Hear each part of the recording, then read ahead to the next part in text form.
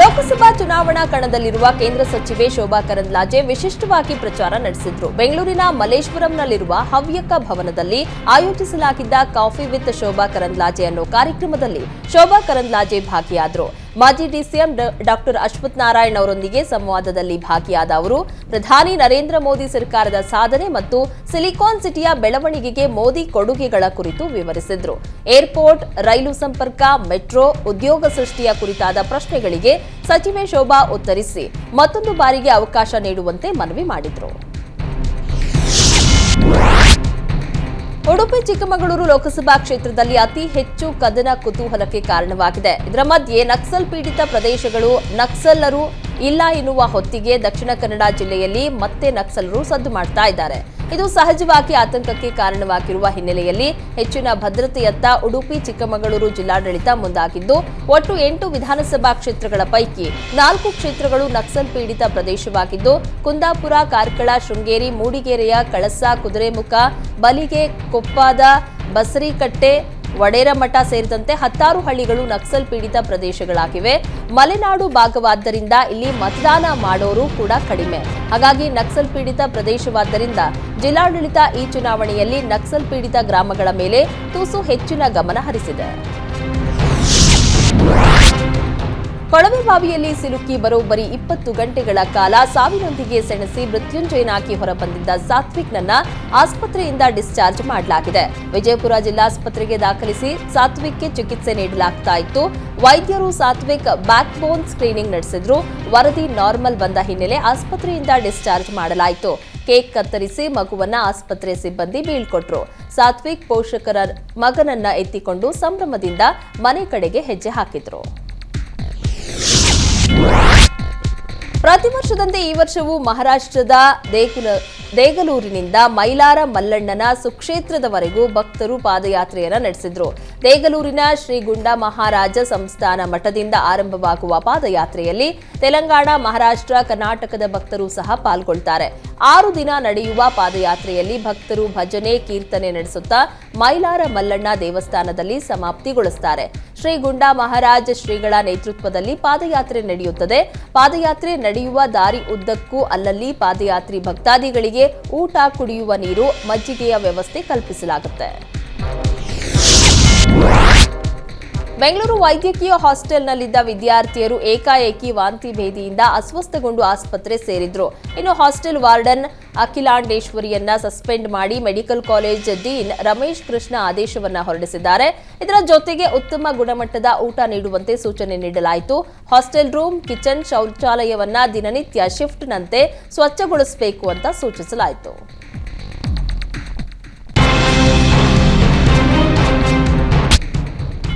ಸಚಿವ ದಿನೇಶ್ ಗುಂಡೂರಾವ್ ಮನೆಯಲ್ಲಿ ಅರ್ಧ ಪಾಕಿಸ್ತಾನವಿದೆ ಎಂದಿದ್ದ ಶಾಸಕ ಬಸನಗೌಡ ಯತ್ನಾಳ್ ವಿರುದ್ಧ ದೂರು ದಾಖಲಾಗಿದೆ. ಗಾಂಧಿನಗರ ಬ್ಲಾಕ್ ಕಾಂಗ್ರೆಸ್ ವತಿಯಿಂದ ಶೇಷಾದ್ರಿಪುರಂ ಪೊಲೀಸ್ ಠಾಣೆಯಲ್ಲಿ ದೂರನ್ನ ದಾಖಲಿಸಲಾಗಿದೆ. ದಿನೇಶ್ ಗುಂಡೂರಾವ್ ಕುಟುಂಬದವರನ್ನ ಯತ್ನಾಳ್ ಅವಮಾನಿಸಿದ್ದಾರೆ. ಚುನಾವಣೆ ಹೊತ್ತಲ್ಲಿ ಕೋಮು ಸೌಹಾರ್ದ ಹಾಳು ಮಾಡಲು ಈ ರೀತಿ ಹೇಳಿಕೆ ನೀಡಿದ್ದಾರೆ. ರಾಮೇಶ್ವರಂ ಕೆಫೆ ಬ್ಲಾಸ್ಟ್ ಬಗ್ಗೆ ಎನ್ಐಎ ತನಿಖೆ ಕುರಿತು ಮಾತನಾಡುವ ವೇಳೆ ಶಾಸಕ ಯತ್ನಾಳ್ ದಿನೇಶ್ ಗುಂಡೂರಾವ್ ವಿರುದ್ಧ ವಾಗ್ದಾಳಿಯನ್ನ ನಡೆಸಿದ್ದರು. ಶ್ರೀರಾಮ ಮಂದಿರ ಸ್ಥಾಪನೆಯ ಬಳಿಕ ದೇಶದಲ್ಲಿ ಧರ್ಮ ಜಾಗೃತಿಯ ಪರ್ವ ಆರಂಭವಾಗಿದೆ ಎಂದು ಉಡುಪಿಯ ಪೇಜಾವರ ಶ್ರೀಗಳು ಹೇಳಿದರು. ಪ್ರತಿಯೊಬ್ಬರೂ ಶ್ರೀರಾಮನ ಆದರ್ಶ ಪಾಲನೆ ಮಾಡಬೇಕು. ಇನ್ನು ರಾಮ ಮಂದಿರ ನಿರ್ಮಾಣವಾದ ಮೇಲೆ ದೇಶದೆಲ್ಲೆಡೆ ಉತ್ತಮ ಪ್ರತಿಕ್ರಿಯೆ ವ್ಯಕ್ತವಾಗ್ತಾ ಇದೆ. ಧಾರ್ಮಿಕತೆ ಕಡೆ ಹೆಚ್ಚು ಜನರು ಒಲವನ್ನ ವ್ಯಕ್ತಪಡಿಸ್ತಾ ಇದ್ದಾರೆ ಎಂದು ಪೇಜಾವರ ವಿಶ್ವ ಪ್ರಸನ್ನ ತೀರ್ಥ ಶ್ರೀಗಳು ಹೇಳಿದರು. ಹಾಸನದಲ್ಲಿ ಹಾಸ್ಟೆಲ್ಗೆ ನುಗ್ಗಿ ವಿದ್ಯಾರ್ಥಿಗಳ ಮೇಲೆ ಪುಡಿ ರೌಡಿಗಳು ಹಲ್ಲೆ ಮಾಡಿದ್ದಕ್ಕೆ ಎಚ್ಡಿ ರೇವಣ್ಣ ಫುಲ್ ಗರಂ ಆಗಿದ್ದಾರೆ. ಹಾಸ್ಟೆಲ್ಗೆ ಭೇಟಿ ನೀಡಿದ ರೇವಣ್ಣ ಹಾಸ್ಟೆಲ್ ವಾರ್ಡನ್ಗೆ ಹಿಗ್ಗಾಮುಗ್ಗಾ ತರಾಟೆಗೆ ತೆಗೆದುಕೊಂಡ್ರು. ಬಡವರ ಮಕ್ಕಳ ಮೇಲೆ ದೌರ್ಜನ್ಯ ಮಾಡ್ತೀರಾ? ಅವನಿಗೆ ತಾಕತ್ತಿದ್ರೆ ನನ್ನ ಹತ್ರ ಬರಲು ಹೇಳಿ, ಇಲ್ಲ ನೀವೇ ಅವನನ್ನ ಕರೆದುಕೊಂಡು ಬನ್ನಿ ಎಂದು ವಾರ್ಡನ್ಗೆ ರೇವಣ್ಣ ವಾರ್ನಿಂಗ್ ಕೊಟ್ರು. ಲೋಕಸಭಾ ಚುನಾವಣೆ ಹೊತ್ತಲ್ಲೇ ಮತದಾರರಿಗೆ ಹಂಚೋದಕ್ಕೆ ಅಕ್ರಮವಾಗಿ ತಂದಿದ್ದ ಕೆಲ ವಸ್ತುಗಳನ್ನು ಅಧಿಕಾರಿಗಳು ಜಪ್ತಿ ಮಾಡಿದ್ದಾರೆ.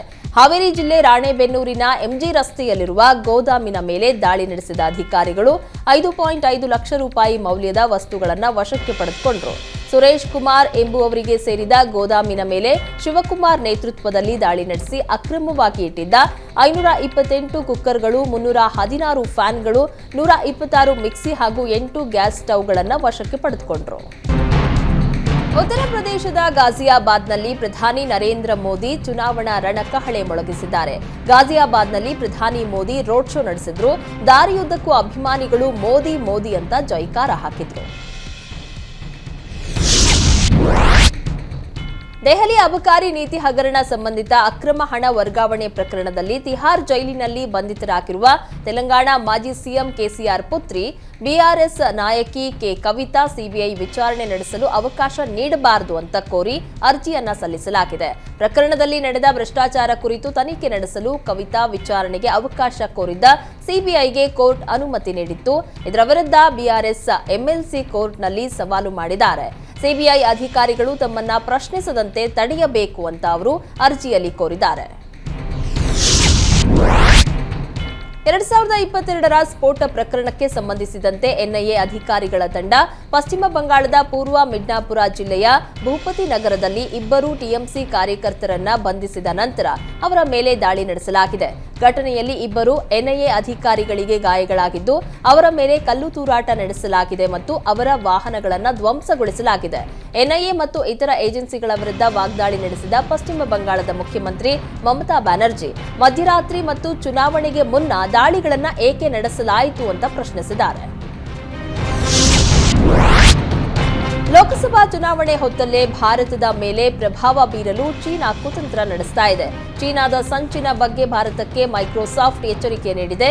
ಈ ಹಿಂದೆಯೂ ತೈವಾನ್ ಚುನಾವಣೆ ವೇಳೆ ಎಐ ದುರುಪಯೋಗಪಡಿಸಿಕೊಳ್ಳಲಾಗಿತ್ತು. ಕಾಂಗ್ರೆಸ್ ಬಿಡುಗಡೆ ಮಾಡಿದ 25 ಗ್ಯಾರಂಟಿಗಳು ಪ್ರಣಾಳಿಕೆಯನ್ನ ಪ್ರಧಾನಿ ನರೇಂದ್ರ ಮೋದಿ ತೀವ್ರವಾಗಿ ತರಾಟೆಗೆ ತೆಗೆದುಕೊಂಡಿದ್ದಾರೆ. ಇದು ಸ್ವಾತಂತ್ರ್ಯ ಚಳುವಳಿಯ ಸಮಯದಲ್ಲಿ ಮುಸ್ಲಿಂ ಲೀಗ್ ಹೊಂದಿದ್ದ ಚಿಂತನೆಯನ್ನೇ ಪ್ರತಿಬಿಂಬಿಸ್ತಾ ಇದೆ. ಸಮಗ್ರ ಭಾರತದ ಪ್ರತಿಬಿಂಬವೇ ಅದರಲ್ಲಿಲ್ಲ ಅಂತ ಆರೋಪಿಸಿದ್ದಾರೆ. ಕಾಂಗ್ರೆಸ್ನ ಪ್ರಣಾಳಿಕೆ ಧರ್ಮದ ಆಧಾರದಲ್ಲಿ ಸಮಾಜ ಒಡೆಯುವ ರೀತಿಯಲ್ಲಿದೆ ಎಂದು ಮೋದಿ ಪರೋಕ್ಷವಾಗಿ ಹೇಳಿದ್ದಾರೆ. ಉತ್ತರ ಪ್ರದೇಶದ ಸಹಾರನ್ಪುರ್ನಲ್ಲಿ ಬಿಜೆಪಿ ಚುನಾವಣಾ ರ್ಯಾಲಿಯಲ್ಲಿ ಮಾತನಾಡಿದ ಮೋದಿ, ಕಾಂಗ್ರೆಸ್ ಇಂದಿನ ಭಾರತದ ಭರವಸೆ ಮತ್ತು ಆಕಾಂಕ್ಷೆಗಳಿಂದ ಸಂಪೂರ್ಣವಾಗಿ ದೂರ ಇದೆ ಅಂತ ಸಾಬೀತಾಗಿದೆ. ಅದರ ಚಿಂತನೆಯು ಸ್ವಾತಂತ್ರ್ಯ ಚಳವಳಿಯ ಸಮಯದಲ್ಲಿ ಮುಸ್ಲಿಂ ಲೀಗ್ನಲ್ಲಿದ್ದ ಕಾಂಗ್ರೆಸ್ ಪ್ರಣಾಳಿಕೆಯನ್ನ ಪ್ರತಿಫಲಿಸ್ತಾ ಇದೆ.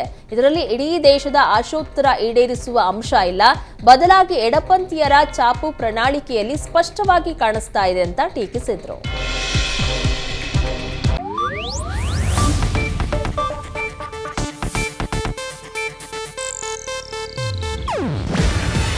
ಇದು ಏಷ್ಯಾನೆಟ್ ನ್ಯೂಸ್ ನೆಟ್ವರ್ಕ್ ಪ್ರಸ್ತುತಿ. ನೀವು ನೋಡ್ತಿದ್ದೀರಾ ಏಷ್ಯಾನೆಟ್ ಸುವರ್ಣ ನ್ಯೂಸ್.